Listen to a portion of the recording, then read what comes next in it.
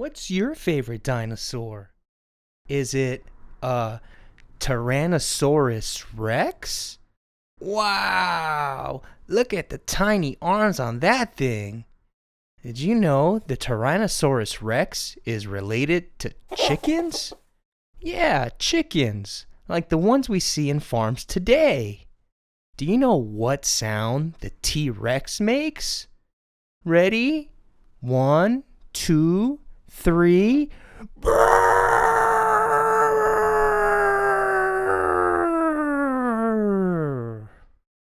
Good job, guys. That was scary. Do you know what my favorite dinosaur is? It's the Velociraptor. Ooh. Velociraptors had huge claws on the back of their legs that helped them eat meat.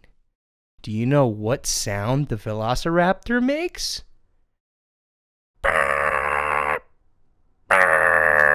I'm just kidding. I don't know. Whoops.